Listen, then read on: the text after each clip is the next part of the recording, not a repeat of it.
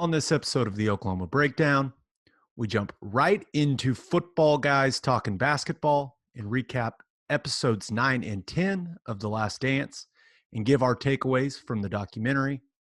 We talk about the latest news in college football, including Lincoln Riley's comments about players returning to campus and break down OU's big recruiting weekend. We give our winners and losers of the weekend and talk Tesla in Tulsa and alcohol delivery in keeping it local. As always, we finish with your Twitter questions. Make sure you and all your friends download the podcast, rate it 5 stars, and write us a review. A good review would be appreciated. Go follow the podcast's Twitter, Instagram, and Facebook page. Don't forget to watch the YouTube video of each episode. Just search Oklahoma Breakdown on any of those, and you'll find us. All right, our man Michael Hosty will kick this thing off.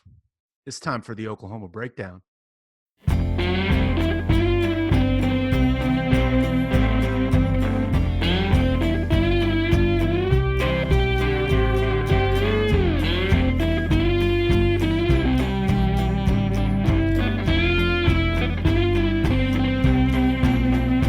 Well, it's Friday and we're getting tore up.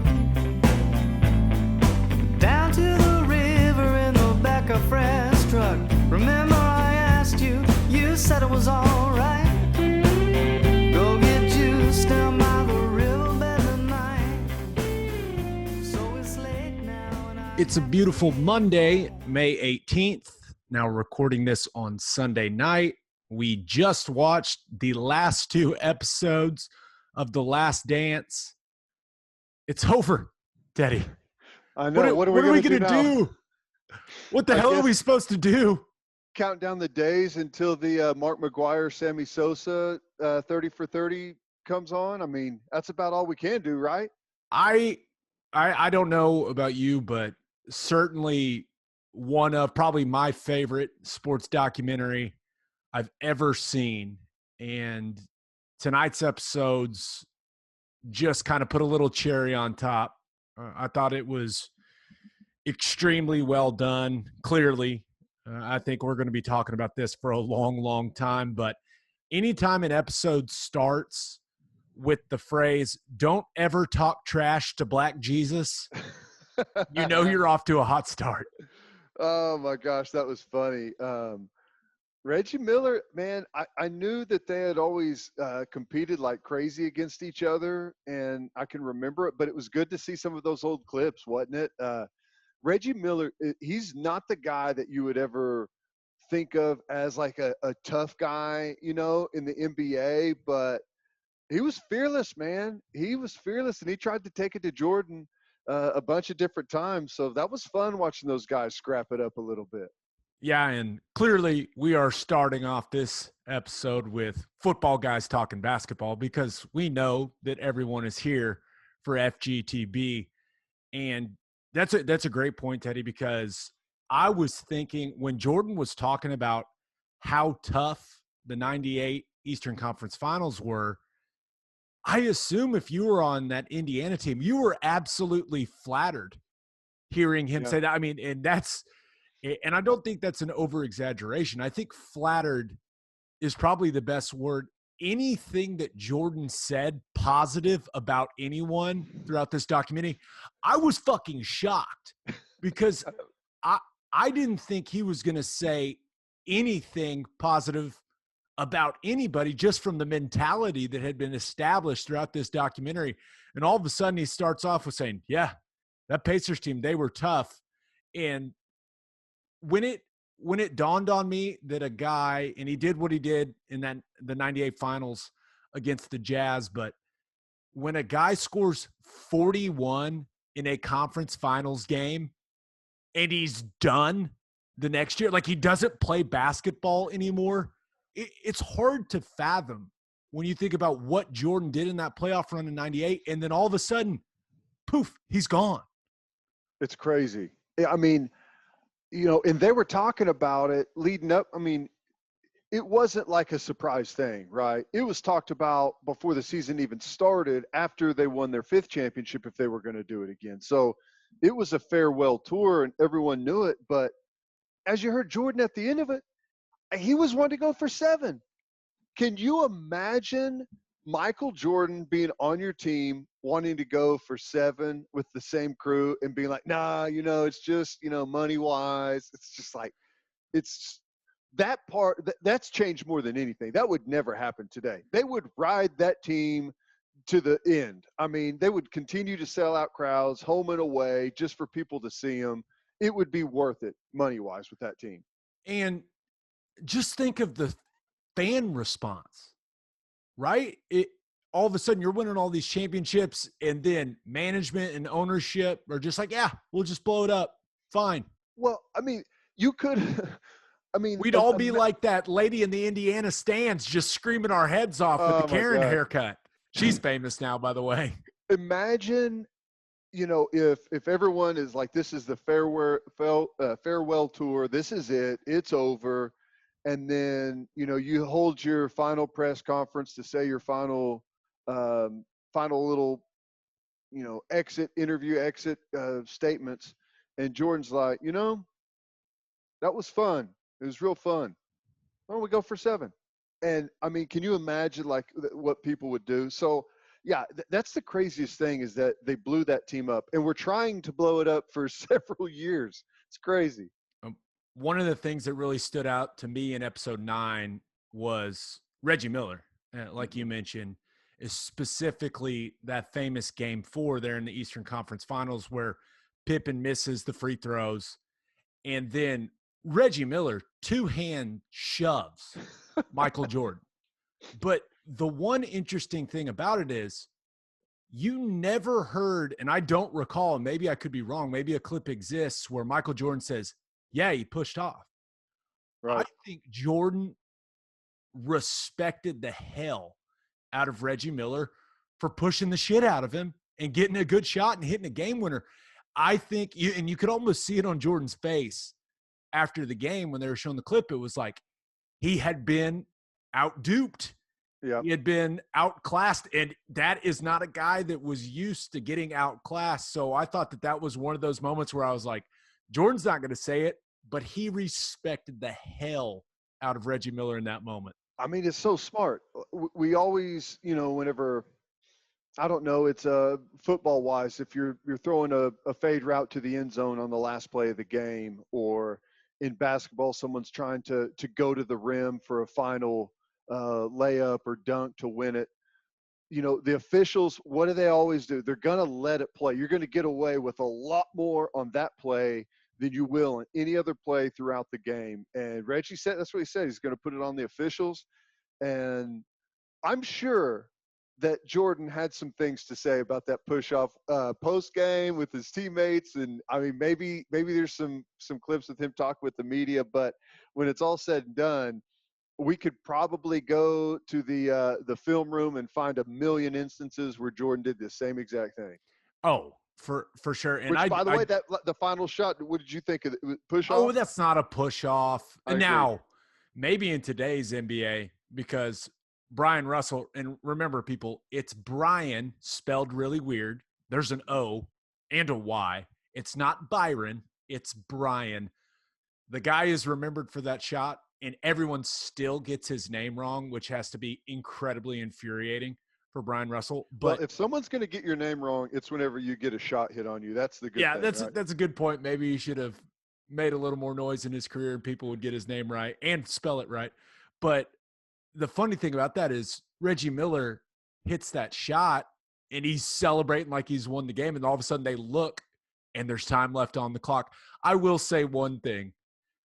There's no way you can double pump a shot like that in 0.7 seconds. Right. I was thinking impossible. The exact same thing.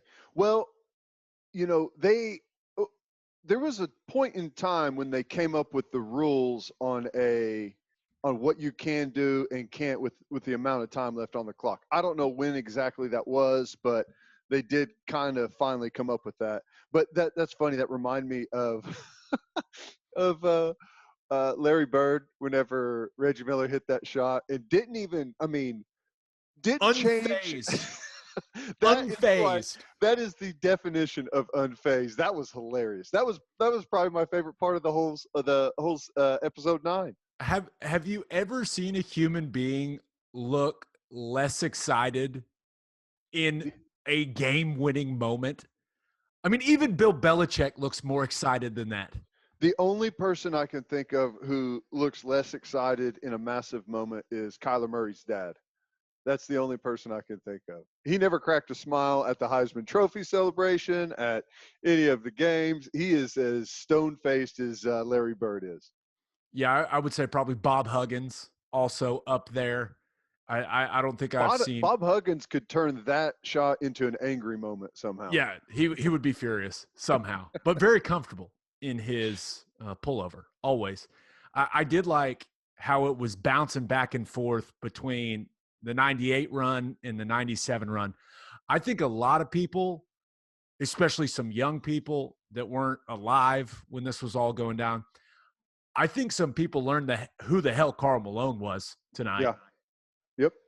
I mean, I knew whenever they said, well, what was your motivation going into that series? And I think that was the 97 series, actually, Karl Malone MVP. And you knew Jordan would have something. There was going to be somebody somewhere that wronged him at some point, and he was going to use that as fire. And that's exactly what he did with Karl Malone, who was a massive individual.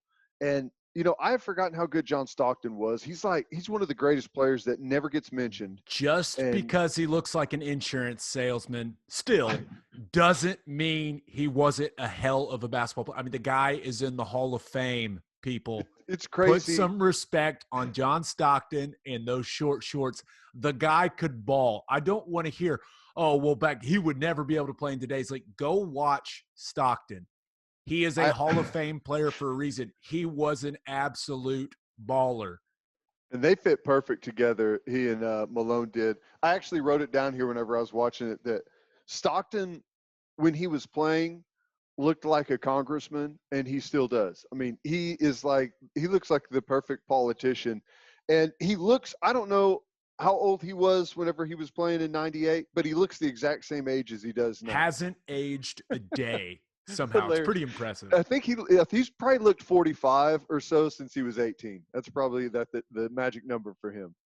I think a lot of people already knew that the flu game wasn't really the flu. Now, the fact that Jordan and his trainer and the security people have never said the name of the pizza place makes me a little skeptical of that whole story. Now, I do Sirius XM Big 12 radio with Holly Rowe, and she told me a story. She was working those games in Utah, and the Bulls medical staff actually thoroughly interviewed her because she got food poisoning at the same time as Michael Jordan. Huh. And the theory she told me was that it had to do, there used to be, I guess, during like shoot around, the media would be there and stuff, and there'd be like a cart of food for the production crews. And allegedly he grabbed something off the cart, and they thought maybe that's what happened. So they put her through like some tests and asked her a bunch of questions about it. So I don't know if I believe the pizza thing. I'm going to go ahead and believe Michael Jordan because, well, he's Michael Jordan. But there are some conflicting reports, is how I will put it. That's what I was going to say is, they all seemed like they were very it was a little too clean, right? Like trying to hint around like maybe someone put something in the pizza, 5 guys delivered the pizza. I don't know. The only thing I've ever heard, and I don't know a whole lot about this, but I've heard that he was in Vegas, right? Is that the theory is that he went down to Vegas and had a late night and got back, and it was the hangover game and not the flu game. And remember, that's kind of similar to Donovan McNabb in the Super Bowl, right? We've all heard those rumors. He couldn't shake like a 3-day hangover. Honestly, would it really shock anyone if Jordan did that, if he needed to get away? I mean, we saw Dennis Rodman was missing practice during the NBA Finals to go do professional wrestling. Now it was with Hulk Hogan, and NWO was badass. I was an NWO man back in the day. Too. I mean, stuff like that doesn't happen anymore, Teddy. It was a different time, and it wasn't that far ago, but it's just crazy to think about. Well, if Jordan went to Vegas, he still won, so I really don't care. Here's the interesting thing about the Vegas theory is if you saw Michael Jordan in Vegas the night before a Utah Jazz finals game in Utah, I mean, I know people didn't have cameras on their cell phones like you do now, but like it wouldn't be as secret as it is. Like it wouldn't just be a theory, right? There'd be like some serious hard evidence of him being out. There would have had to been a copious amount of non-disclosure agreements signed, I assume. But you also hear these stories about like Charles Barkley and Tiger Woods going to Vegas and everything being very secretive and no one ever finding out about this stuff until it's written in books years later. So yeah, I don't know.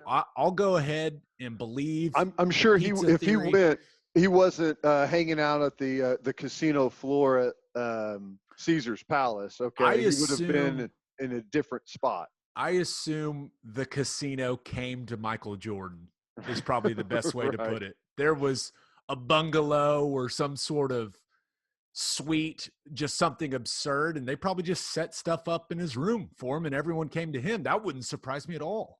Well, it was interesting that his mom talked about it. She's only made a couple of appearances in the whole documentary, and she made an appearance there to say that he said he wasn't going to play and all this different stuff. So I thought that was interesting. But okay, let's assume that in this documentary, shouldn't they have even at least brought that up? I mean, they brought up some of the things with his dad. Why didn't they bring that up? I mean, I'm sure they did, but it probably got once cut again, out. Yeah. I mean, Michael Jordan he completely controlled all this footage. I'm sure I don't know how involved he was in the editing process, but I assume he had final veto power over everything, and he should. Yeah. I mean, he's Michael Jordan, so it's just kind of how the rules work. Well, I guess what I'm asking is, let's say that it's documented and that's actually what happened. Does that change his legacy at all? No, because he was hungover and still scored 38? Yeah. I mean, who cares? For those that have had a hangover like that, it's probably more impressive than food poisoning or the flu. I think it would even enhance his legacy, That's right? what I'm saying. Like he all was you got to sick. do is change it from the flu game to the hangover game. That's it. He had alcohol poisoning and still played. Guy's unbelievable. He's a superhuman. And I do think, kind of finishing out episode 9, Steve Kerr, I knew some of that. I had vaguely read about some of that, but you can think what you want about Steve Kerr, because I know a lot of people, especially around here, disagree with his politics. And, I disagree with some of the things he says, but that guy seems like a terrific human being. I mean, it kind of made sense, why he's so intellectual. You hear his parents, you see his dad being murdered there in Beirut. That had to just be a horrible experience. And I thought it was really, I don't want to say weird, and you don't really get into each other's personal lives usually in a professional locker room. I mean, you're colleagues, you work together. A lot of people may not realize that, but I found it interesting that him and Michael Jordan didn't bond at all over losing their dads. I thought that was kind of interesting. Yeah, it was. I can put myself there, and I'm kind of I don't deal with emotion and stuff like that very well. So what? No way, man. Come Shocking, on. Right? You're an open book. So I can imagine that, Jordan doesn't, even though he seems like a guy that he had his people that were close to him that were obviously there was people he could go to with some things whenever he needed to, but it's a locker room's a weird place to go to someone and say, hey, I know what you're going through. I've been through the same thing. I don't know why it doesn't seem like it should be, but it kind of is. Especially I don't know. especially for basketball guys, right? There's only a handful of Mm-hmm. you spend so much time together, but that is something that as I'm watching the documentary, I'm thinking the whole time, like, would this be different now? And I think that's something that maybe would be different now, kind of like the shooting game they were playing, Mm-hmm. right? Yeah. Which is a shot we see Steph Curry hit every game, Trey Right. Young hit all the time. And these guys are, playing a game, getting ready to go for a championship. And you're just yelling when Jordan hits from the hash mark. And it's like, yeah, we see guys do that all the time. That's not a Isn't that big where the deal. 3-point line is now? Yeah, pretty much. But I do wonder if it would be today, if those two guys would be able to connect on that, because I do think that has, guys have gotten more comfortable with maybe expressing themselves in that way in professional sports. And I think that's a positive development. I agree with that. And that's interesting to see how that would go, that type of locker room dynamic. And I wonder about would Jordan have been as successful in this era? Forget the basketball skill, okay? Forget would his game translate to today's Would have been game. kicked out of the league for bullying. That kind of what I'm asking is, and I don't know and maybe you know some guys like in a football locker room where it's a little bit different, or quite a bit different actually, but would he have been able to reign over a locker room like that? I mean, did Russell Westbrook? I mean, is that kind of the way he ran his locker room? I mean, I don't know. It seems like you would get not necessarily more pushback, but more guys that instead of saying, okay, this is his team, we're going to ride with him, he's the alpha in this group, you'd have guys that would kind of just instead check out maybe. Yeah, and I guess the closest we've seen, right, from a mentality perspective, everyone points to Kobe Bryant Mm-hmm. and the way that he was able to conduct himself with the Lakers and be that demanding. I think it would work. I know a lot of people don't think it would work, but I've seen it so many times where guys will fall in line. If a guy's that good and that talented You and win. backs up everything he says and you win games, guys will put up with a lot. I mean, they really will. Now, would he have gotten more pushback and probably got punched in the face a couple times? Yeah, probably.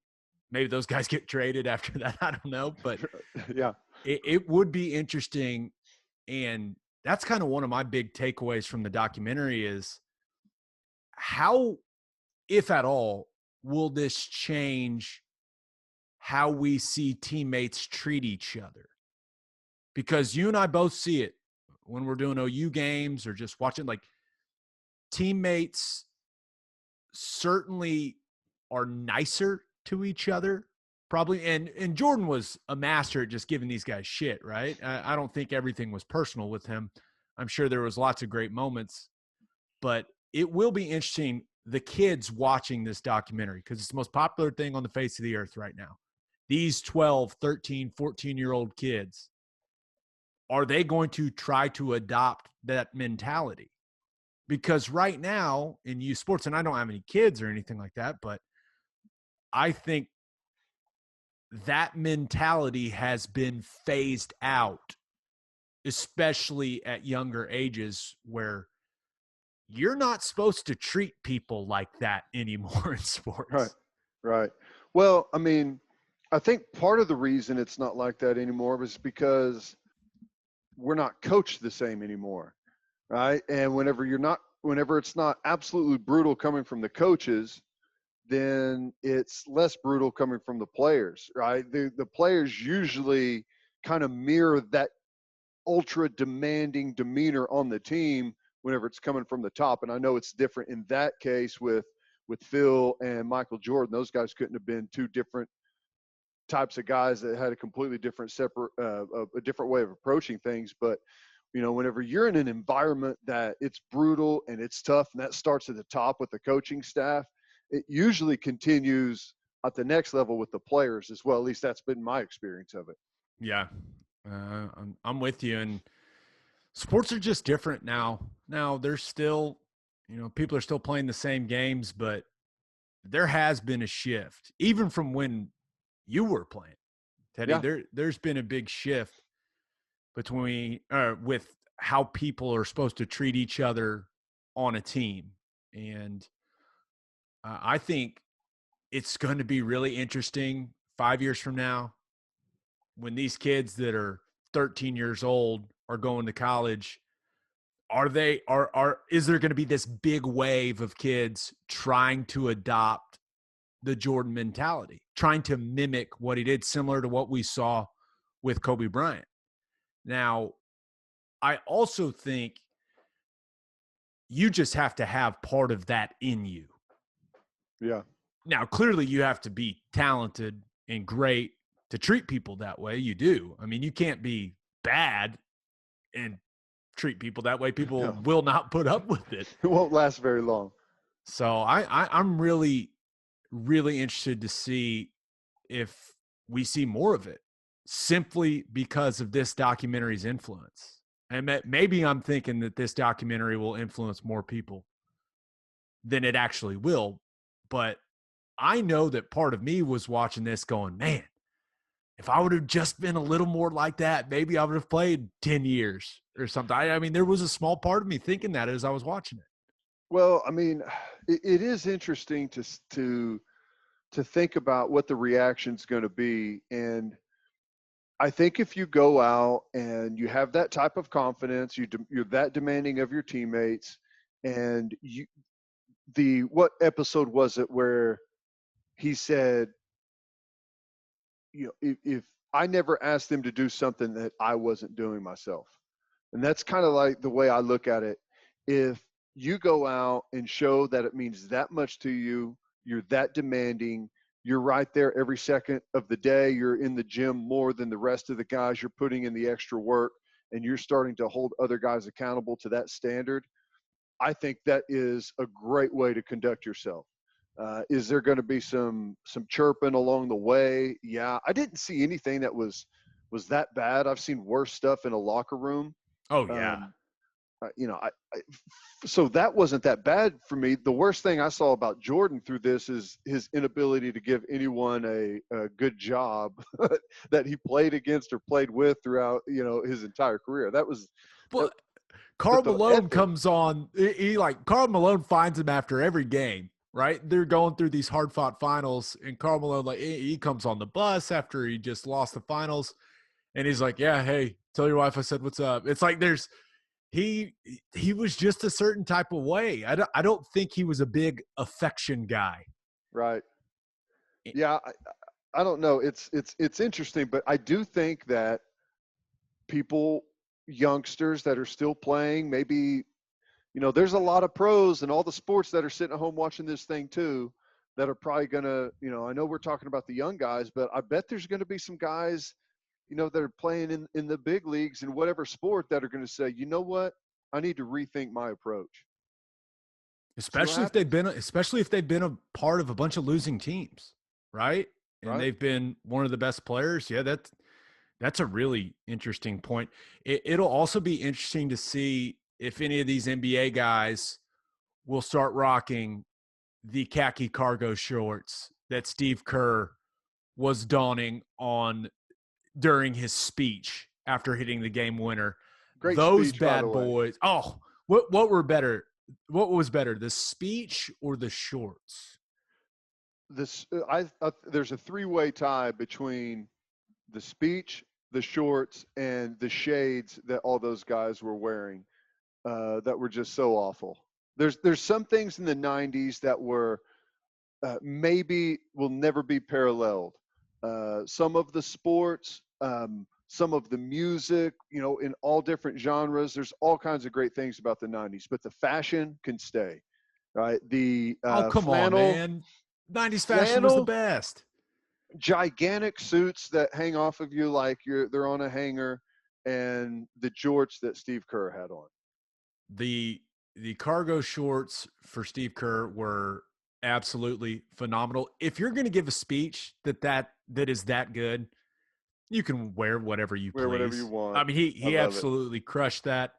Now, one thing I thought that episode 10, especially when you're looking at remembering the 98 finals and the last dance, I thought it was a good look for Scottie Pippen playing through the back, because anybody that has ever had back spasms or a back injury that lingers, it is the worst shit in the world. And I've been extremely fortunate. I never had a back issue when I was playing. Now that I am getting old and I do nothing that resembles playing football, my back will lock up every once in a while. And I'm like, what the hell? Like, I didn't have a single problem when I was blocking 320-pound human beings. He fought through a lot. You could tell in that game he was just hurting.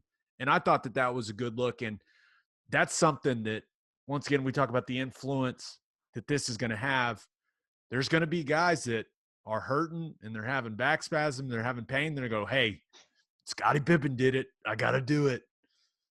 That's probably, honestly, and some people will push back on this now, but there's probably a lot of Scottie Pippen that was in that locker room getting his back stretched saying, if I don't get out there and we lose, I will never hear the end of it from Michael Jordan for the rest of my life. You know what I'm saying? So, I mean, that's probably that voice from Jordan was probably in his head when he was in there because of all the things that they've gone through, 100%. all the different, whatever, I wouldn't call them fights, but tiffs that they've had throughout the years. He's probably sitting there thinking, dude, it's going to be horrible, but I at least have to be out there or Jordan will just hammer me. I just thought it reflected really well on Pippen, especially when he Kind of did have needed it. he had some rough moments up to this point in the documentary, but just one of the greatest runs we'll ever see in sports. Now, who knows what would have happened if Jordan would have taken if he wouldn't have taken those 2 years off for baseball. Maybe it wouldn't have been the same. Maybe that was the reset he needed. But I thought the line, "They can't win until we quit," that was a pretty cool way to finish this thing off. And we need to start doing the director's technique of the iPad interview with the Yeah, live reaction. little His live reaction. reaction to Reinsdorf's interview about blowing the team up was incredible. That was fantastic. I mean, because a lot of these things are, there's been a lot of years passed since then, and you may hear a different perspective maybe than what you heard at the time. The truth has a way of finally surfacing a little bit, at least all of the truth, I guess. So that was interesting. I mean, the way that whole thing played out was fascinating. But all in all, I thought the documentary was really cool, really well done. Came at a perfect time whenever we needed it. But I got to say, biggest disappointment in the documentary. We needed more Carmen Electra. Sorry, Ooh, only a couple of appearances, she but was bringing the fastball, 100 miles an hour. it was fantastic. I loved it. I don't know what we're gonna do now. That's the one drawback. Yeah, well, we had some German soccer creep into our lives this weekend. There was a random Skins game in golf. Matthew Wolf was in it, which was cool. Little local flavor from the Oklahoma State Cowboy and Ricky Fowler. So a lot of Oklahoma flavor in that one. And then NASCAR. I guess I could try to get into NASCAR. Hey, I respect the hell out of those guys. I just don't find it very entertaining. Yeah, I don't know what we're going to do, but I know what this podcast is going to do. And we're going to talk about college football because that's why people are here. They want to hear us talk about college football and the big national stories in college football from the weekend just happen to also be the big local stories. So that's extremely convenient for I us. always say there's no better place in the country to do sports talk radio because it seems like this is the center of the sports world whenever it comes to American sports, whether it's basketball, NBA, NFL, with the draft picks that we have. There's always someone tied here. There's always something going on that's tied directly to Oklahoma. It's so much fun. And Lincoln Riley made some headlines this weekend with his conference call on Friday. And I think people were just surprised. I don't think anyone necessarily was angry or thought what he said was foolish. I think people were just shocked to hear a football coach say that football doesn't need to return as quickly as possible, that he didn't need his players back as soon as possible. I think that really caught people off guard. If you don't know what we're talking about, Lincoln Riley comes out and says, quote, wanting to bring players back on June 1st is one of the most ridiculous things I've ever heard. And that got a big time reaction, especially when you see presidents in the SEC are going to vote on whether or not to extend the moratorium on athletics this week.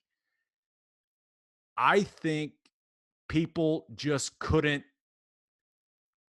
process the fact that Lincoln Riley didn't say we need to get back to work as soon as possible. I think people were stunned. Well, yeah, I was stunned. I just think it's really interesting. I don't know what the approach is. Is this a statement to put a ton of public pressure on the SEC that's about to vote?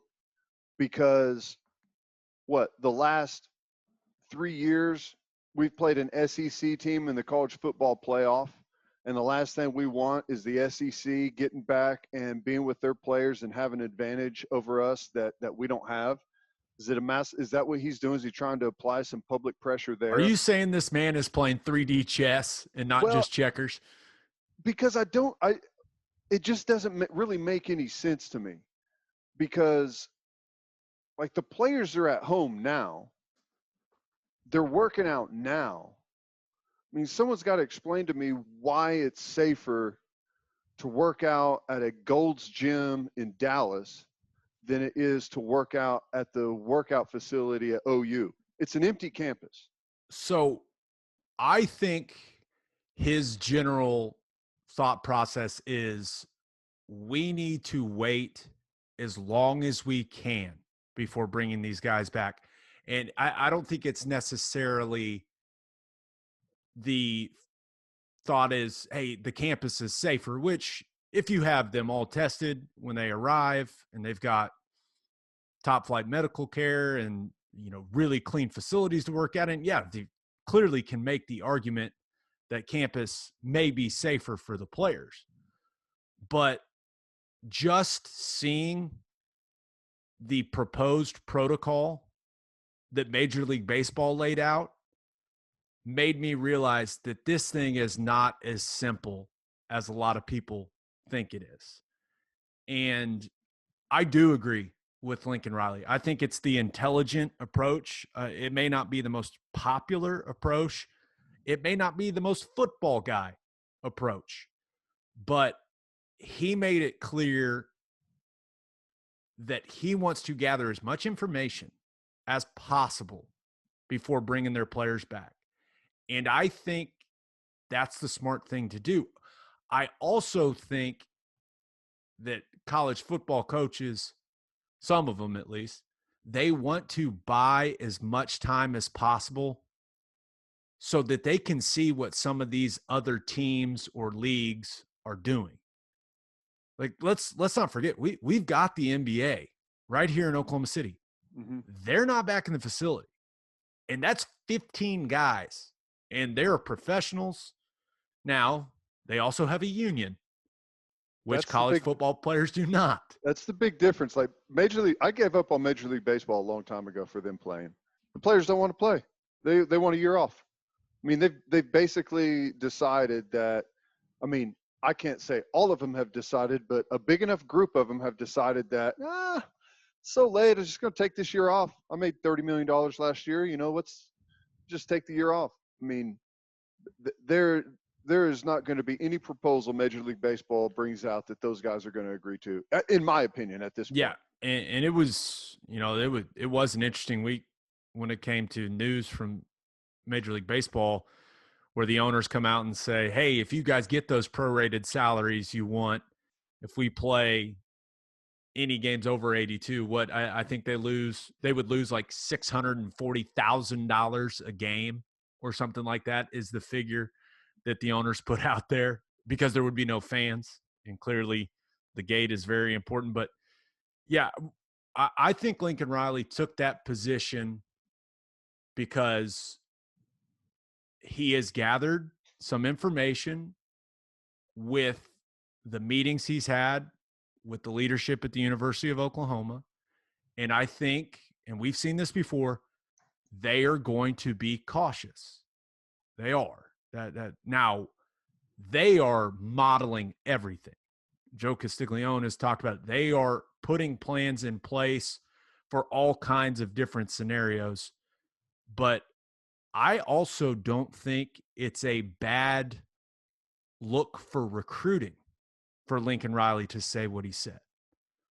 He basically came out and said, hey, I want it to be as safe as possible for the players when they come back. I don't think that's ever a bad thing to say. I think that's a smart position. Now, some people may argue that the players would be safer coming back than they are at their house. Okay.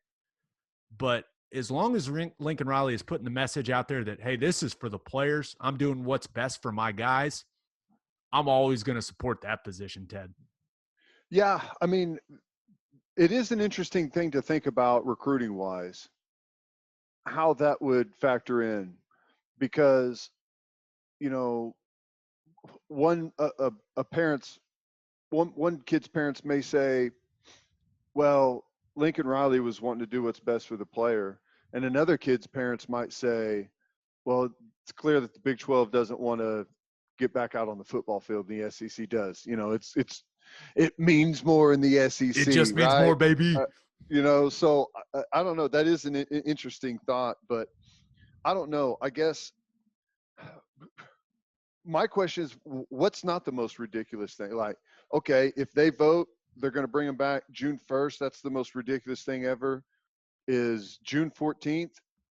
Is that okay? Or is that not the most ridiculous thing you've ever heard, but still ridiculous? What's the line you're basing that off of? Are you basing it off of the number of active cases? Are you basing it off of testing percent of? I just don't know where that gauge comes from. Yeah, I don't know if he chose the best words, saying it was the most ridiculous thing. People are going to dissect the diction there. But if you can wait as long as possible, and it seems like the cutoff date is in the middle of July, if you can be as prepared as possible and have your protocols in place to keep the student athletes as safe as you possibly can, I think that's the best way to go about it. I want guys back working out together and laughing together in the locker room and hanging out as much as anyone. I want those guys to have those experiences. But the bottom line is, this whole thing is fucked up. And people are just trying to make the best of it. You can't rush it.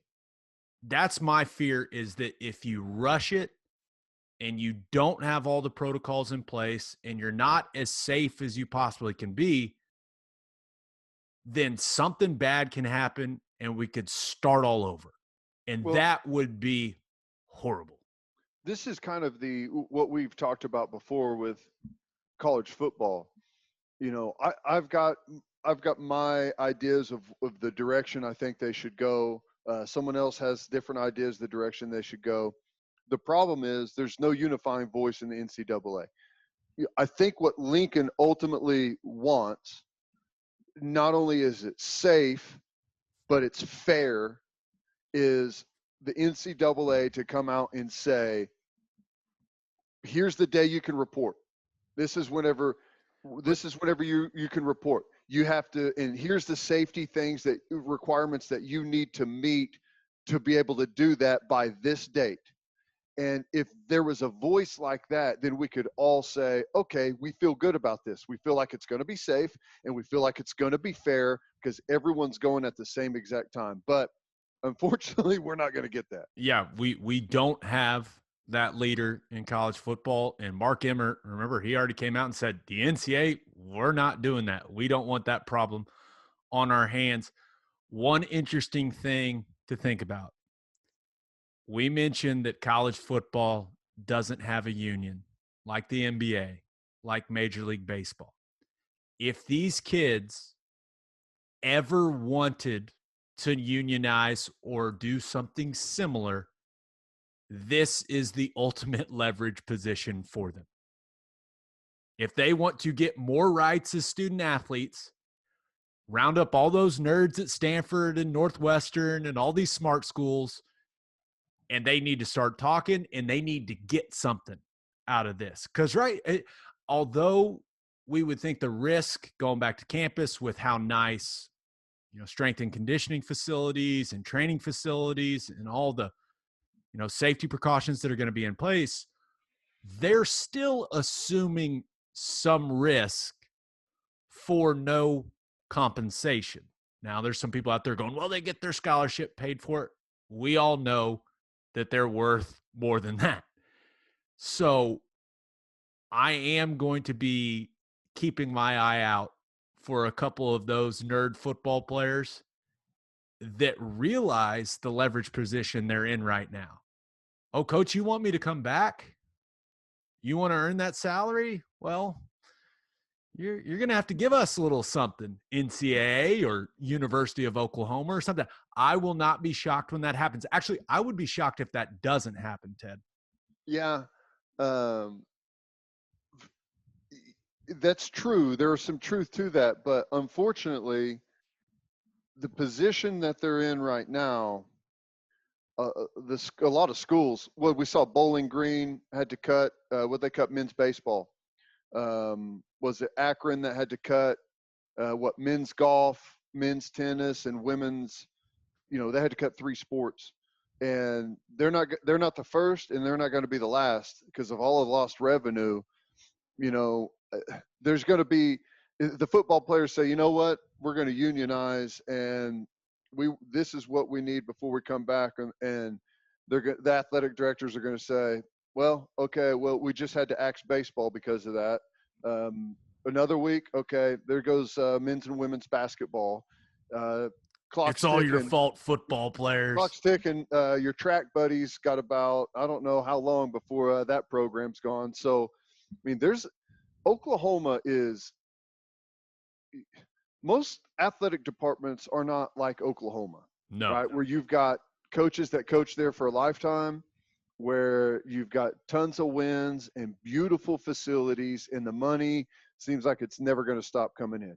Most athletic departments are just trying to figure out a way that they're going to be able to be appealing enough to get some decent recruits and outfit all of their teams and do the thing right. And the margin for error in there is about razor thin of the whole thing kind of caving in on top of them. So I'm with you.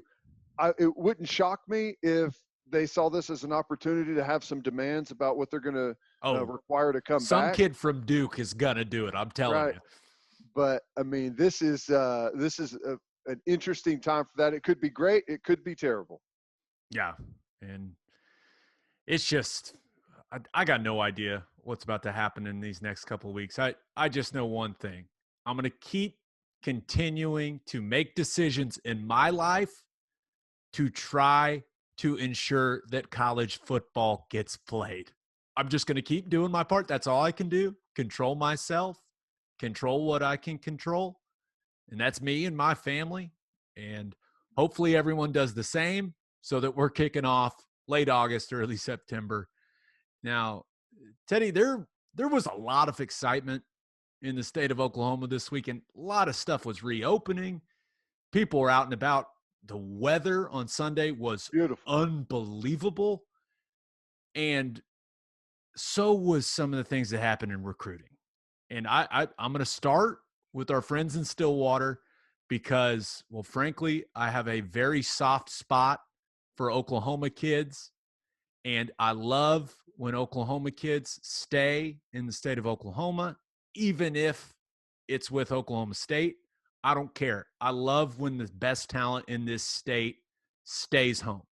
I love it. So Oklahoma State gets a commitment from 4-star linebacker Colin Oliver from Edmond Santa Fe.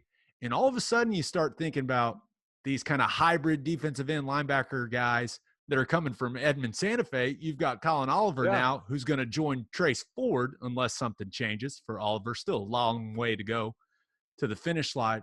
But that's a great pickup for Mike Gundy in Oklahoma State. A versatile guy that can play the edge, can drop in coverage a little bit. Seems like he still has a lot of growing to do and a lot of weight to gain to fill out his frame. But Oklahoma State fans had to be very fired up about this commitment.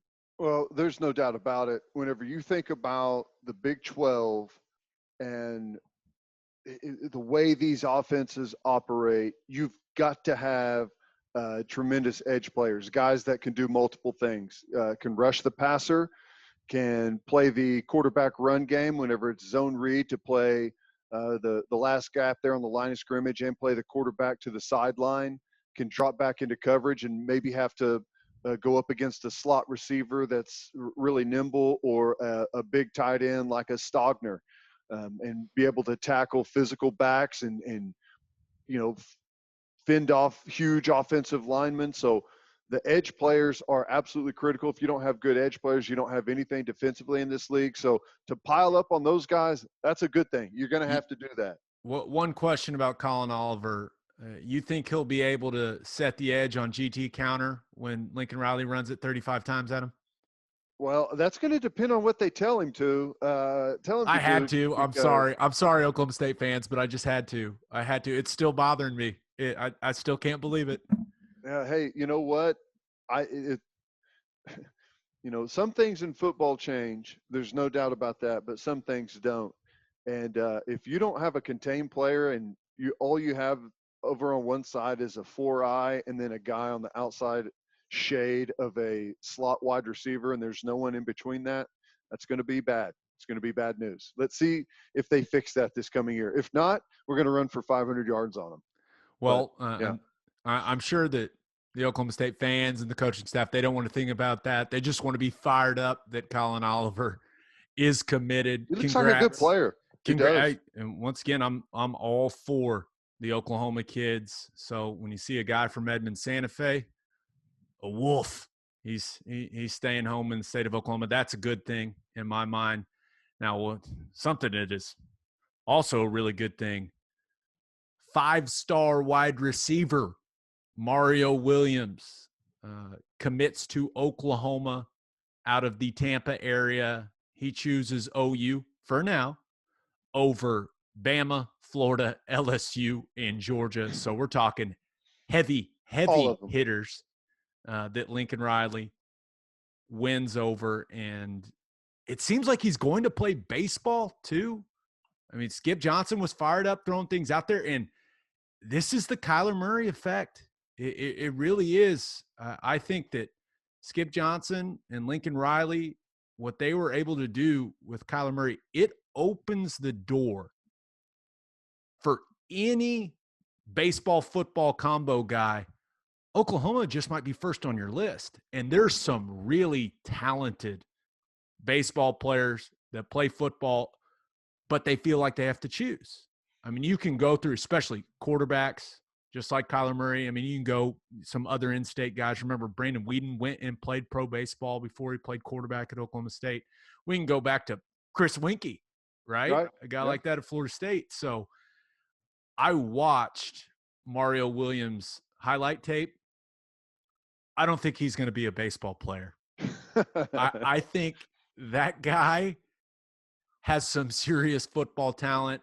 I was impressed. One thing, I watch high school highlight tapes, I assume vastly differently than a lot of people do.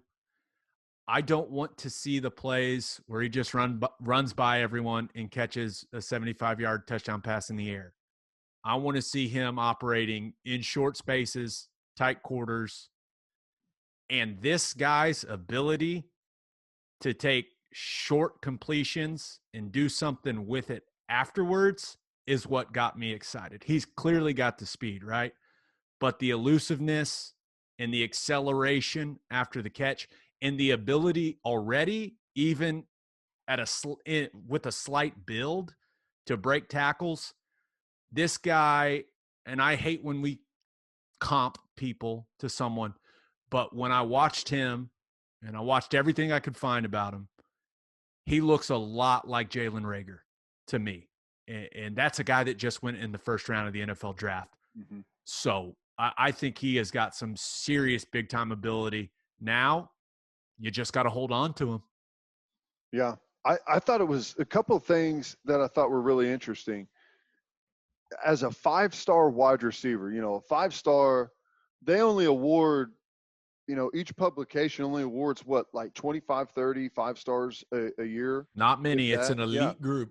It's an elite group. So if you're awarded in a 5-star, that means you check every single box. And I thought it was interesting as a wide receiver to be listed at 5'10", 160, 65 pounds, as you said, a slight build, and still get the 5-star rating. I thought that was interesting. But if there's a place you want to go where you are not a 6-foot-plus wide receiver, it's Oklahoma. I mean, think about all the guys that we've had here going all the way back to like Mark Clayton, I mean, Ryan Broyles, Sterling Shepard, Marquise Brown. I mean, the list just goes on and on and on of wide receivers that you wouldn't say are, you know, prototypical type of guys, but all had fantastic college careers, got drafted really high, and had success at the next level. So I thought, you know, the first thing was, 5-star. I thought he was going to be bigger than this. But the other thing was, I don't care at all, because I've seen year after year after year, it doesn't matter what shape you are, you're going to have a ton of success in Lincoln Riley's offense. Yeah, I think Lincoln Riley's going to find some ways to get Mario Williams the ball, if I had to guess. He's got speed, but also the thing that has me excited about that elusiveness, that acceleration. He's going to make some big plays, just like Jalen Reagor would have if he would have gone to Oklahoma. But he didn't. Oh, God. But it worked out. One of the worst it worked out. Ever. He still got drafted in the first round. He would have gotten drafted higher, but it is what it is. Now, OU gets another big commit this weekend. They beat Texas head-to-head for 4-star outside linebacker Clayton Smith, and they go into the state of Texas to do it.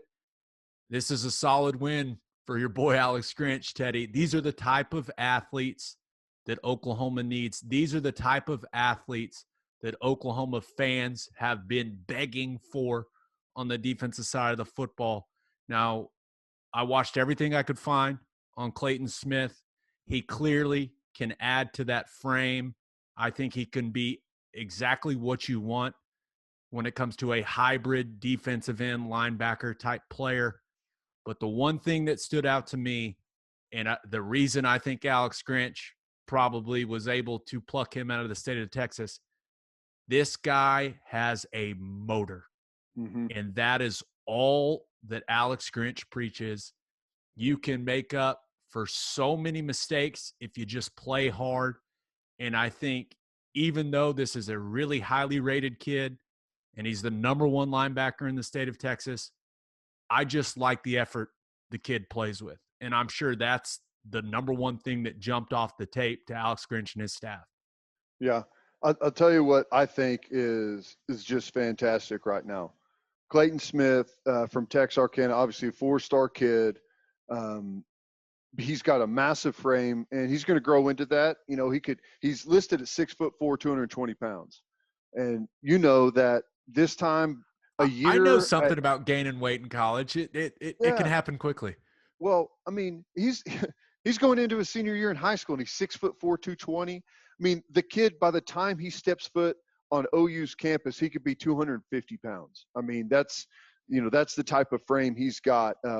You'd like him to build good, solid weight and incremental, but he's going to be a massive edge player. You've got Ethan Downs, the other commitment out of Weatherford, Oklahoma. He's another 6'4" kid. The guys, there's another 4-star kid out of Arizona that's an edge player, 6'3", 6'4". We've got some big dudes that they're recruiting, and that's what we've been looking for. It's what a lot of people have been saying about our defense. They're just too small. We got too small of guys in the secondary. Teddy, we've had these conversations. Mm-hmm. You and I have gone to the college football playoff to cover the games the last couple of years. And what was the first thing we said when we were down on the field for the Orange Bowl against Alabama? And the first thing we said when we were down on the field at the Peach Bowl against LSU, oh no, they're a lot bigger. That's the first thing we've said. So when you start seeing Lincoln Riley and Alex Grinch go after guys with these type of frames, it's what you have to do. You got to get the guys that have the raw materials, and you have to trust your coaches to teach them the techniques. And I think they're bringing in more big athletes. They realize what's gone wrong the last couple of trips to the college football playoff. They haven't had enough sand in the pants. They've had enough lead in the pencil, whatever euphemism you want to use. They've just been outsized. And listen, I know football's a little different now, and it's about spacing people out and speed and all that stuff, but big dudes still matter. They do. Yep. That's right. Got to have the meat and potatoes. And I'll tell you, whenever you look at the recruiting class that they're putting together defensively, man, Clayton Smith that we talked about, there's another kid down there at Texarkana, an actual defensive end, is another gigantic dude that they feel like they got a good shot at. You look at the guys they have committed right now and some of the targets they have out there that they feel like they've got a good shot at. This dude from Beggs, you seen this defensive back from Beggs? The Daniels kid? 6'4", yeah, 200 pounds. You know, he's got a chance to be unbelievable. He's another 4-star kid that's got offers from, the who's who: Clemson, Alabama, Georgia, Florida, Oklahoma, Texas A&M. I mean, it's the same type of people that are coming after him. They think a lot of the teams out there are thinking he could be the next Isaiah Simmons. Okay, so that's the new comparison with the kid out of Beggs. Okay, let's just calm down.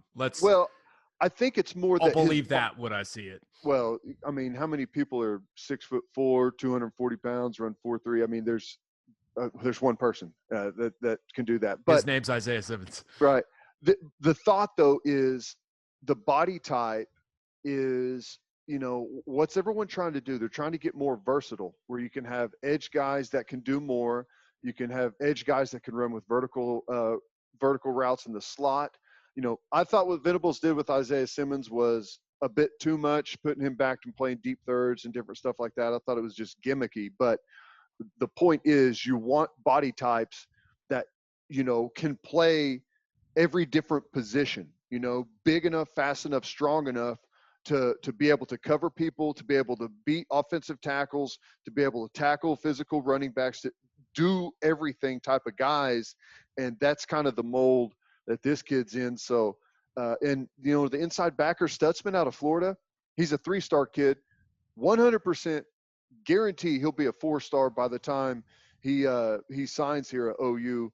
They're putting together a class now. So yeah, it's been a little bit slow getting the commitments to come compared to some others out there, but I feel like this class has a chance to be really, really good and something special. And that's why you're paying Alex Grinch what you're paying him, Yeah, right? To exactly. change the culture and the makeup of that defense, not just from an X's and O's perspective, but from a body type perspective. Couple more updates on OU recruiting. They made the Final Four for Emeka Egbuka. Now, I'd like to apologize to his family because I'm sure I just butchered his name, and I hate when I mispronounce names. It's a pet peeve of mine. But for 24/7 Sports, their composite, he's their number one wide receiver in the class of 2021. So he comes out with his Final Four. Now, a lot of people think he's going to end up at Ohio State, but never hurts to be one of the last four, and OU's one of the last four with Ohio State, Clemson, and Washington. So we'll see how that works. I don't know how Mario Williams committing to OU affects his decision. Maybe they'll want to team up similar to what we saw, this last class, or two classes ago, with Weiss, Hazelwood, and Bridges. Maybe something like that happens. You never know, especially if a guy like Caleb Williams commits soon to the Sooners, which it seems like got some more momentum this weekend because Tua Tagovailoa's brother, Talia, is headed to Maryland. Isn't that convenient? Well, the Williams kid at quarterback, I mean, you can kind of say this every year. There's special guys every year, but he's the first quarterback that I've really watched that I'm like, wow. I like what he does. I like the way he runs. I like he's got a big arm. I mean, he checks every single box like a lot of these guys that are coming out do. It's exciting. Here's the thing, man. Oklahoma, they're always going to be in it for the best quarterback on a year where they want it. The best wide receivers, best skill position guys. That's the thing right now is we're, even offensive line, even, some of the guys that the Bryce Foster kid, yeah, right? I mean, gigantic athlete out of Texas. The Tristan Lay kid. I think I wouldn't be shocked if both of those kids end up coming to Oklahoma to play for Bill Bedenbaugh. I mean, Bill Bedenbaugh's got the juice right now, and he should, because he's the best damn offensive line coach in the country. And see, and this is what I've been talking about defensively and why it's so hard competing against the SEC. Why are we getting all these guys on the offensive end? Is it because, they think Lincoln Riley's cool and they like Air Jordans? No, they see these guys going the first pick in the NFL draft. They see wide receivers going in the top 20 of the NFL draft year after year. They see offensive linemen that are on rosters across the entire NFL. They see tight end, Mackey Award type of guys and Pro Bowl type of tight ends with Andrews. So it's how this offense is translating to the NFL. You've got a chance at all these great recruits. I'm hoping Kenneth Murray starts that trend defensively. Now, we're just in the beginning phase of it, and we're going to have to continue to pick up and wait for some of these recruits to get there to where they're, juniors and seniors. But it's a positive trend right now. It's been a long time since we've had a defender go in the first round, so hopefully we can build on it like the offense has. Yeah, and I think a lot of OU fans will keep monitoring Caleb Williams' Twitter feed, not the fake account that you got fooled by. I know but his actual Twitter feed, because I do think a lot of people are surprised that he hasn't committed to Oklahoma yet. Now, I would never rush a kid, especially a kid that talented. So if it's between OU and Maryland, if those are the two choices, I love that Tua's little brother just went to Maryland, and I love that Lincoln Riley in the last 3 drafts has a second rounder and then 2 guys that went number 1 overall. Right. I mean, if you don't want to come play for Lincoln Riley, I don't know what to say. I really don't. I really don't. Well, Now, if you're comparing Oklahoma and Maryland, then, really, what are we talking about? maybe At this Caleb point? Williams likes Under Armour stuff. Here's what I'll say. I want him to hold off before he commits because, if there's one thing that this whole pandemic has done, it's turned me into a guy that actually follows recruiting, Gabe. Whoa, Never looked whoa, at whoa, it whoa, whoa, before. whoa. Both Never okay. First watched of it. all, full disclosure, you and I are not recruiting guys, No. but this was a huge story locally with what Oklahoma did this week in recruiting. So that's why we're talking about it. We don't necessarily care that much, but you're right. I had so much time. Teddy, I watched like 10 videos of each of these than I ever guys. have. Yeah, same thing. Same thing. I've watched more high school kids on Huddle. I'm starting to feel a bit like a creep, but there has been some interesting stuff, and it's been a good year.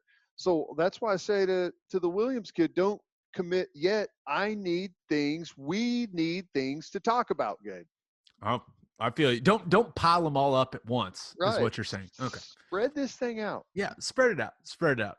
Now, let's finish up with a couple segments, Ted. Now, we already got FGTB out of the way with our last dance talk. So let's just move on to our winners and losers of the weekend. Like our boy Toby Keith says, we got winners, we got losers. Ted, who you got for your winner and loser of the weekend? For the winners, I'm going with the PGA guys being able to wear shorts out on the course. I mean, you and I know we both run a little hot, tend to sweat a little bit whenever it's warm out there. People do not want to see our shirts underneath those jackets when we're doing Sooner Game Day, the pregame show with our boy Chad McKee. It is a bloodbath under there. We should invent a terry cloth dress shirt to wear under our suit jackets. But the PGA guys got to throw some shorts on. I don't know if that was actually a sanctioned event or what exactly that was. But So it was a there, fundraiser. It was a charity event for COVID-19 relief, which I thought was really cool. But I did kind of like the skins. I watched quite a bit of it. I did kind of like the skins format. I'm a skins kind of guy. Now, I wish Rory and Matthew Wolf, or not Rory, but Ricky and Matthew Wolf would have just destroyed Rory and Dustin Johnson, but it just wasn't meant to be, I suppose. I was confused at the end when it just randomly went to a closest to the pin. I was like, wait, what just happened? Well, seeing the guys in shorts was interesting because it looks like you're watching a couple of guys at the local course play a little bit. It's not nearly as formal, and I imagine those guys, maybe they practice wearing the pants because trying to recreate what it's going to be like out there, but being able to wear the shorts out on the course had to be awesome for those guys because I can't tell you how miserable it would be in the heat, in the humidity, wearing the golf pants. The shorts were clearly great, but there was nothing more majestic on that golf course than Ricky Fowler's mustache. Oh my God. That thing was, it was elite. And I will say, I got no problem saying this. Ricky Fowler is the Oklahoma State alum that is the easiest to cheer for. I'm not entirely sure why. I don't know the guy at all, but I find it very easy to cheer for his success. He just seems like a good, likable guy. I don't know. I've always been a Ricky Fowler fan.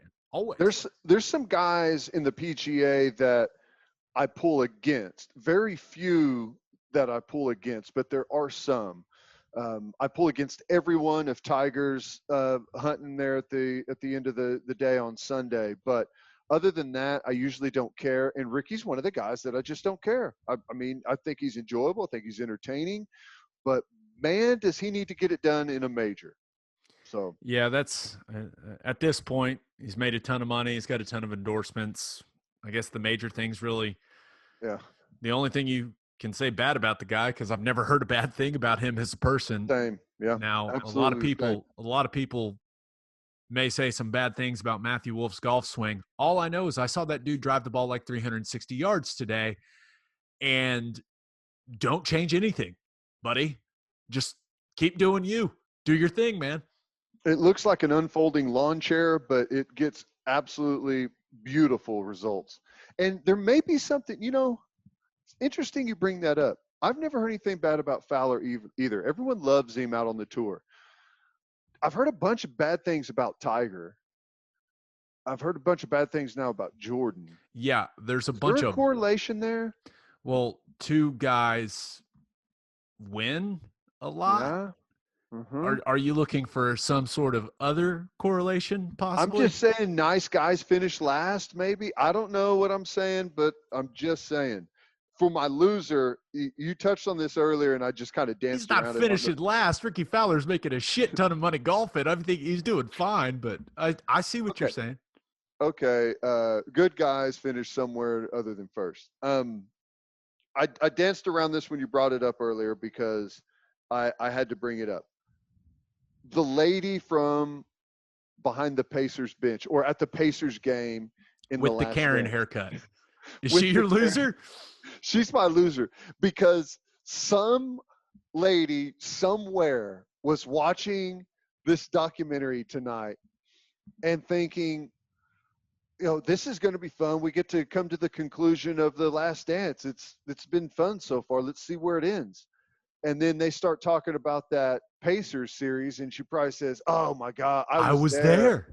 That was so bad. I thought we had him." And then they show her on TV. Can you imagine the feeling you would have if they caught one of your bad moments on television that happened how many years ago? 22 years ago. Everyone's forgotten about it. Nobody knows. And she's And just there screaming, you are. in your fucking face. Which is elite fandom. And those Utah fans, those people are savages. I just pray that something I did in a horrible moment 18 years ago doesn't make it onto national television in the pandemic when everyone on the planet is watching. That's my hope. Especially with that haircut. She's going to be famous, though. That's one of the interesting things about this documentary is it spun off a bunch of famous people that we wouldn't have thought of. The security guard, obviously, with the haircut that took Jordan's money. Oh, and we didn't even talk about Gus. Yeah, Gus. I mean, that was emotional. And I read something after it that Michael Jordan gave Gus his championship rings. I don't know if that's true, but it was from a blue check mark. Yeah, it was the Pacers game. That was cool. He said he was like a father figure to him. So we all need a Gus. Well, another thing I noticed, and Gus's wife was sitting in what appeared to be a beautiful home that I wouldn't think that security guard money paid for, but it seems like Michael Jordan, if you were in the trust tree, I'm guessing he took care of you. Yeah. He seems like a guy that now maybe it could be wrong. I don't know. I still think his personal assistant / best friend looks unlike what I would expect his personal assistant. He's outside the circle of trust at this point, it looks like. He seems like he's fallen on hard times. Maybe he needs to find his Gus, possibly. I think we'll probably end up out of this thing having a documentary on what was it, Wozniak, that guy or whatever his name was. With the mullet, Jerry Curl. Epic. And then probably a documentary on the golf hustler that took Jordan's money. And then this lady that was screaming at him from behind the bench. Who do you think had a tougher night watching this? The lady not knowing she was going to be on it. Now, that's assuming she's still alive, which I assume she is. She seemed pretty young in that clip. Do you think it was rougher for that lady or for Brian Russell and his family having to relive it again? Especially with the new angles. Because even Bob Costas was like, oh, he didn't push off. He was already stumbling. And they showed it and they slow-moed it a little bit. And I was like, oh, that angle, he is stumbling. Yeah. And his hand on that last angle just looks more like it brushes him than anything. Just wanted to feel a little of that booty meat. That's it. Here's the thing. Rarely in life are people so famous and so well known, well liked, admired that one of your worst moments coming against them makes you famous. And you kind of bask in the spotlight a little bit more. Like, no one in the world is going to be mad that he got a shot hit on him by the greatest player of all time, but everyone's going to be talking about it. He's going to be making the circuits tomorrow, right? I mean, he's going to be on every show, every radio show is going to try and have him on. So it's rare that you get taken by people so great that they make you famous for hitting a shot on you. Yeah. He and Craig Elo, right? Yeah. At least Brian Russell's was in the finals. Elo's probably just like, why is this shot so damn famous? Like, I get it. Like, I know it won the game, but can we just get over it? Ted, my winner of the weekend, Texas Tech students. Now, you and I, we have had some run-ins with the Texas Tech student section in our day. They are a spirited group, a very engaged group, I would say. Fickle, though. Fickle. They're usually gone by halftime. Yes. If you're playing they want to get out and go drink as soon as possible, which I respect. I respect that. But they found out who their commencement address is going to come from. And they're going to do virtual graduation just like everyone else is doing right now. It's just, hey, it is what it is. We're all trying to make the best of the whole coronavirus thing. But they get Patrick Mahomes as their commencement speaker. Now, I don't know how great that speech is going to be, but it's going to be memorable. Number one, the guy's the best football player on the planet right now. That's just the truth. You're going to remember that guy gave your commencement speech. Number two, his voice is absolutely hilarious. So you're going to get the combination of those two things. And also, he'll probably have some useful things to say. You know, people doubting you, don't listen to the haters. You know, you can do everything you want to do. You can accomplish whatever you want to accomplish, stuff like that. I'm sure it'll be fine. Patrick Mahomes seems like a sharp guy. Everyone that I know that's been around him say he's a great guy, down-to-earth guy, awesome guy to be around. I'm sure it'll be great. But the Texas Tech students are winners because they're going to remember who did their commencement address, which leads me to a question I have for you, Theodore. Who did your college commencement speech? Wasn't there. I have no idea. What do you mean you weren't there? I was only at OU for like, what was it? 3. I didn't graduate. I was only there for 3.5 years. Oh yeah. You were that good at football. I forgot. Who did yours? You wrote it down. So I wrote it down because I remembered it because my brother was a big fan of his book, and the 2013 commencement speech was by a guy named Fareed Zakaria, who is an author. He's got a show on CNN. Now, when he did it, CNN, I think, had a better reputation around these parts than it does currently, I would say. He still writes, I believe, for the Washington Post. Once again, Washington Post had a different reputation than it does currently around here, but he was very eloquent. He's one of those people, Fareed Zakaria was one of those people where you heard him speak and you instantly were like, that guy's fucking smarter than me. Like, right. Immediately. And you're like, I need to listen to what this guy says. Now, I was very drunk, so I don't remember a ton of what he said. I could probably find a video somewhere of what he said, but it was good. I remember feeling inspired, Teddy, but I didn't know. Have you ever had to do any speech like something like that in front of a bunch of people? No, I talked to Bishop McGinnis one time, the principal, David Morton. He asked me to come talk to some of the kids, and it was the 8th graders. It's what's called Feeder Leader Day. Nice. So all the Catholic grade schools that feed Bishop McGinnis, they send some of their kids that have the most potential, right? It's kind of an honor to get to go. And I spoke to them, and I basically turned it into a Q&A. And I have not been asked to do that again, is the way I will put it, because some would say that I was too honest and open, possibly, maybe, definitely. Well, hey, I definitely was. You gotta stay true to yourself, Gabe. It's true. I mean, That's what I thought. So I told the truth. Maybe I told too much. Too much. Too much of the truth. Now, my loser of the weekend, Ted, it was not the best weekend for the National Football League. I just want to make it clear, anyone listening, you cannot rob people. You can't have illegal guns, and driving under the influence is illegal. You can't do these things. These are not an NFL problem. These are a society problem. These are what I like to call stupid people problems. Stupid people do these things. Are you telling me that stupid people rob people that they know? The point of a burglary is to get away where nobody knew what You're supposed to happened. rob strangers if you rob anyone, right?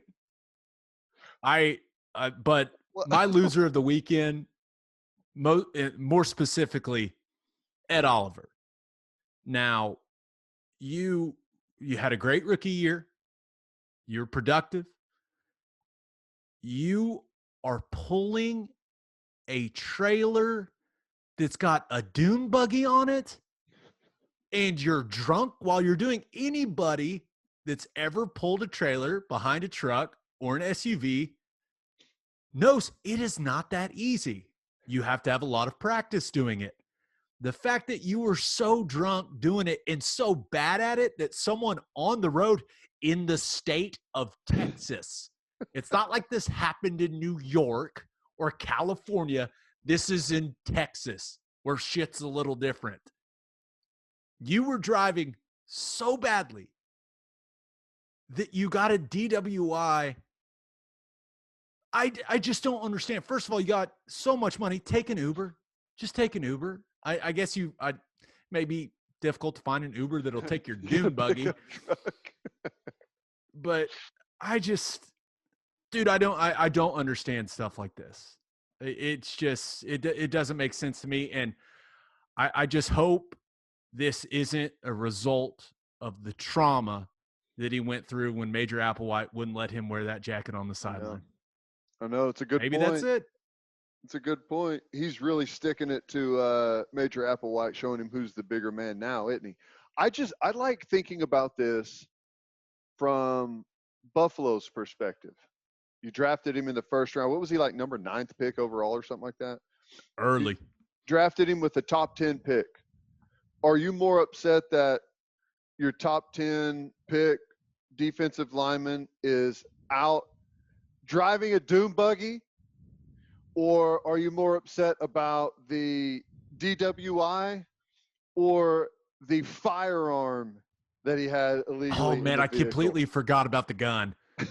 And he has a gun. What are you doing? Right. I mean, I know it's the most Texas thing to have a dune buggy, a gun, and a beer, but you're supposed to. That's like how every joke about Texas starts. That's the Texas triplet, all right? Dune buggies, beers, and guns. But you're supposed to enjoy all three separately, okay? Not at the same exact time. Buffalo, their GM is probably like, oh, my God. But here's the thing. They dodged a bullet. Their defensive tackle didn't break his leg riding a dune buggy.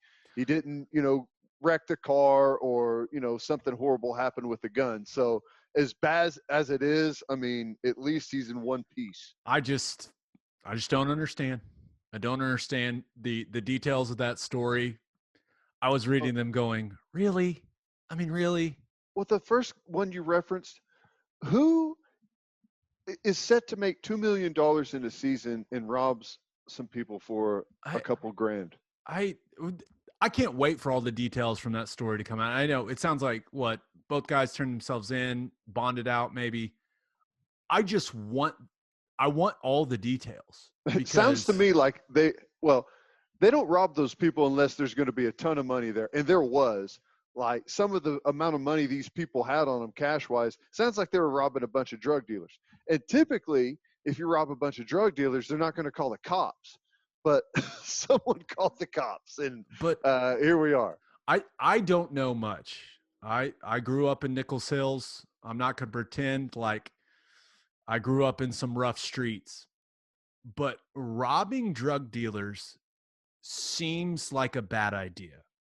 It Especially just again when seems they like a know bad who idea. you are, Yeah, right? especially if you know them. It seems like a bad idea. I don't know. But let's talk about some good ideas, and we'll finish this thing up with everyone's favorite segment, Ted, and that is Keeping It Local, where we highlight something going on in the great state of Oklahoma.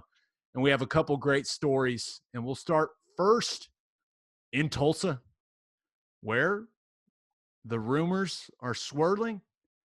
Will Tesla and everyone's favorite California weirdo, Elon Musk, will they end up with a factory? I think they call them gigafactories or something fancy like that. In Tulsa, they're allegedly a finalist along with Austin to have one of these factories. It would be great for the state of Oklahoma. We're talking over 10,000 new jobs for the state if this can happen. Now, there's some reports that it's already a done deal for Austin, but just last week, supposedly Tesla was looking at some sites in Tulsa. Teddy, I know you may not be the biggest electric car guy, but this would be Love 'em. huge for Oklahoma. Love them. If there is any way that Oklahoma could, capture the electric car market, help capture it and be a part of it, that's a huge positive for this state. I don't know if it's 1 year, 10 years, 100 years, but we're moving to electric vehicles. It's inevitable. That's where things are going. That's what GM is starting to do. The entire Cadillac line is supposed to be electric by 2030, which seems like a distant world, but it's really not that far off. So, I think it would be awesome. I propose you change the name from Tulsa, Oklahoma to Tesla, Oklahoma. Do it. How You about got to do that? whatever you got to do. I'm sure Come that'll on. go over well. Let's go. Let's just change it. Austin sucks. The traffic's terrible. That- They got a horrible football team. They do. That's true. Isn't there enough shit in Austin? Isn't there bad enough stuff. clutter? Didn't they get like an Apple thing already? They've got, they've kind of turned it into a tech hub. Like, we get it. Yeah, keep Austin weird. Yeah, we get it. They have enough stuff. Give Oklahoma something. Come on, Elon. Makes more sense. Central hub. You can ship all over the country. I will make Elon Makes Musk sense. this promise. If he brings Tesla to Tulsa, I will buy one of those cyber trucks. Why not? I'll buy one. Sure. I'm in the very, very, very small minority of people that actually loves that truck. Hey, I don't mind it. I guarantee Here's the you reason. it would get people's attention when I'm rolling around in that thing. That's it. Like, is it like the best looking thing ever? No, not really. But everybody would look at that thing whenever you drove by. I think it's really cool. So Yep. no, I'm a big fan of Tesla. I like what they do a lot. And I'm sure Kevin They're about to Stitt. debut the 1,000,000-mile batteries. You see that? Ooh, that's a lot of miles. I'm sure Kevin Stitt is offering up some mighty fine tax Tell me what breaks. you want us to do. We'll do it. Yeah, why not? Let's do it. Why not? And it'll be interesting to see if Tulsa can get that done. We're rooting for you, 918. Hopefully That would be so cool. that happens. One other big piece of information, especially for you and me, Ted, Senate Bill 1928. Now, we don't talk politics really on this show, but this is something that got passed, approved, I guess is probably the proper word, by the state house and Senate here in the state of Oklahoma. And if Kevin Stitt gives it the seal of approval, alcohol delivery and curbside sales would become permanent, meaning that liquor stores could deliver beer, wine, and spirits. Restaurants, bars, grocery stores, convenience stores, and clubs could deliver beer and wine. Now, this excludes third-party vendors like DoorDash and Uber Eats and all the other stuff people use, but this seems like a no-brainer. Sign it, Stitt. I want to be able to get my liquor delivered. Prairie Wolf vodka straight to my doorstep. Sign me up. Here's my one thing, though. I love it. But why would they eliminate a third-party vendor? I mean, the whole point, at least I think one of the great aspects of it is if a liquor store is delivering, what does that mean? It means the drunk's not driving to the liquor store, right? That's the beauty of this. But how many people will leave their house or the party wherever they are to go to the convenience store to get another 30 pack? Why are they eliminating the Uber Eats or whatever from that? Yeah, They're I like, don't. I maybe don't those know. I guys are think in it's jeopardy delivering to drunk people. Maybe I don't know. yeah, and I think it has a lot to do with the licensing, right? I'm not going to pretend I know the ins Maybe and it'll outs end up of there if you start with this original bill, and yeah, maybe that's yeah. Maybe it advances, kind I'm of all for it. progresses down the line. Oh, I'm not having to go anywhere. The alcohol comes to me, Beautiful. Teddy. That's this is like a dream of mine. I don't know why Well, this isn't already a thing. we're getting awkwardly close to never having to leave our homes again. Isn't that weird? Work, groceries, booze. Okay, I mean, If you've at got a some point, gym at your house, why ever leave? If you got a gym and like a pool, everything else can come to you. that's right. That's right. Which It's I love. it's I love getting staying close, home. It's the best. man. I haven't left. Like, I wish I could say I'm trying to be smart and I'm doing my part. It's more so that we just like being home now. It's It's crazy. great. It's great. You got that We new haven't. beautiful house you guys built. Why would you ever leave? We were at the pool today. We had the neighbors were over. It was fun, man. We're Yeah, enjoying it. I had an interesting weekend. We went over, played some pickleball at the father-in-law's on Sunday, but on Saturday, I did something that was a first. One of my wife's best friends is working for a startup CBD company out in California. And to bring attention, I think, to their Instagram, I participated in a cardio dance class. Yeah, we're talking jumping jack punch, pop it, Wow. body rolls. I was getting it, bro. Like I How was was not it? holding back. Would you do it again? We did it for 45 minutes, so I was not tired. I mean, I was moving my fat ass around for 45 minutes. Yeah, I was tired. Dude, if I did something for 45 minutes straight, I would be soaked in Oh, sweat. I It was doesn't really even matter how intense it is. disgusting. And which is fun. All right, let's finish this up with a couple of the Twitter questions from the listeners. This first one comes from Jackson Moore at Jackson Moore 1. He says, "What new quarantine activity you picked up will you keep doing after all this has passed?" That's an easy one. Okay. It's an easy one for me. My wife cracked me. We ordered a Peloton when, kind of towards the beginning of the quarantine. And that thing is awesome.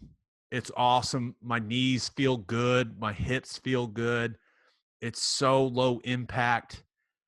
I am going to be Pelotoning for the rest of my days. I am. It's great. And I know a lot of people like Alex Toussaint as their instructor, and he's great. But I'm starting to become a Ben Aldis guy. I'm not going to lie. He's got a British accent, kind of cool. He's really clear with his instructions, Steady.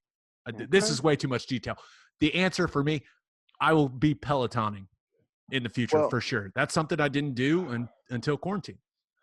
My answer's easy, but it's a little embarrassing maybe. I have started playing Mario Kart, and I've even been playing Mario Kart online, Gabe, against competing some other gamers out there. Yeah, I'm so a gamer.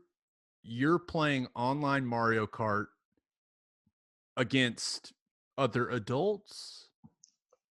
I don't know. It's with the Nintendo, you can't really tell who you're playing.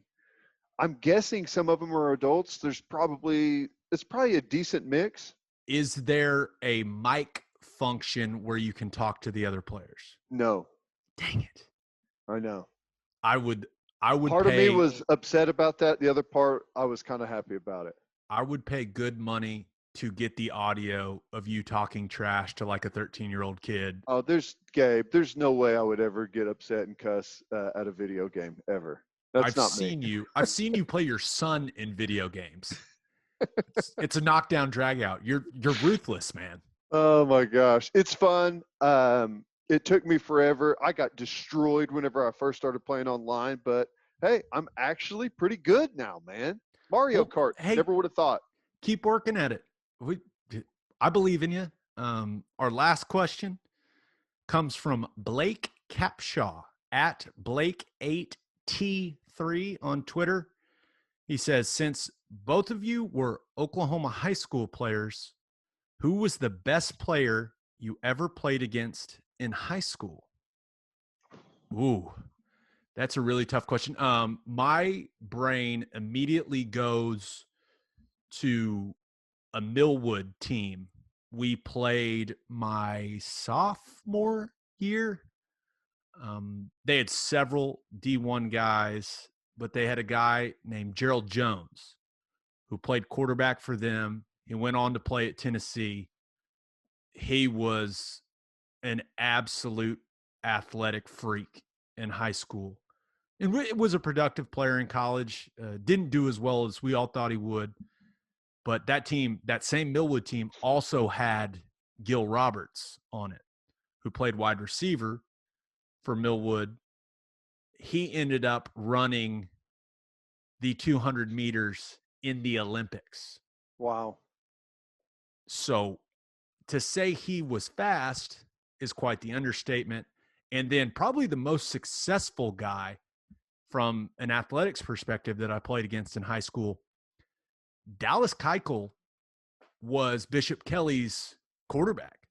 Wow. When I played them my first couple of years of high school, and, you know, obviously went on to win the Cy Young. So, yeah, Keuchel's probably the most successful guy I played against. And he also has one hell of a beard. So that's always a good thing too. Yeah. Well, I would say for me, we played in the state championship game against Weatherford whenever I was at Fort Gibson. And that Weatherford team had Wes Sims, Lance Donley, Russell Dennison, Oh, man. Clay Aiken, who started at guard for Oklahoma State for 2 or 3 years, and their quarterback. He also was great on American Idol. Wasn't that guy's name? Maybe it's Chris Aiken, something Aiken, but I think you're right. And their quarterback, Matt Black, I think was his name, played Major League Baseball, was a pitcher. They were all on one team in 4A. So his name was Matt Black? I think. Well, I'm just saying like that, like the color of a car, like Matt Black. That's probably that wasn't a thing then, but now it's a thing. And that's a badass name in hindsight. Just add a T to it now, right? That's all you got to do. But they were really good. But I played against a couple of individual guys that at the time, like I thought they were really good football players. The first one was a kid named Josh Holman from Salisaw. He was fantastic. He was a linebacker, running back, was all over the field. I think he may have went and played at Wyoming, but I'm not sure. And then there was a dude from Skiatook, and his name was Willie Grunwald, and he was amazing. He was huge. He was a couple of years older than me, but he was like 6'3", 225 pounds, was a running back and linebacker. And I believe, and he was a really good wrestler. I believe he was supposed to go wrestle at Oklahoma State. I don't know if he ever did or not. Don't know whatever happened to him. And then there was a kid that I played against from Idabel. His name was Cedric Cherry, and he was like 6'6", 230 some pounds, and was a really good player. I don't know what happened, where he ended up. And the last guy, a guy from Shakota, was a running back and I played against him from 7th grade all the way through high school. His name was Brian Warrior, was a really good running back, shifty, fast. He had all of it. I don't know if he went and played anywhere, but those are some of the guys I played against. Yeah, and a name that a lot of OU fans will probably remember, Gus Jones, played at Wagner. We had some good battles with Wagner in the playoffs, and by good battles, we would go up 21-0, and they didn't know what hit them in the face. Also, Glenpool, they had a running back. I think he ended up playing defensive back at Tulsa, a guy named Marco Nelson. He was a good player. Solid player. That was a good question. Talk about memory lane. Yeah. I hadn't thought about some of those guys in a long time, but some good football players out there. And that's the thing, man. There's a lot of really good high school football players that, maybe undersized or don't test out of this world, but are really just good all-around players. Yeah, there's no doubt. Especially, I will say it again and again and again, the state of Oklahoma is under-recruited. It is. There's good football players. Just give the boys a chance. All right, Ted. Hey, episode 8 in the books. Yeah. We'll have a new podcast that'll drop Thursday morning. Just a reminder, you can hear Teddy from 2 to 6 on Sports Talk 1400. You can hear me on SiriusXM Big 12 Radio, channel 375. We hope you all have a great start to your week. Until next time, we appreciate y'all for listening, and do what you always do, Oklahoma. Take care of each other.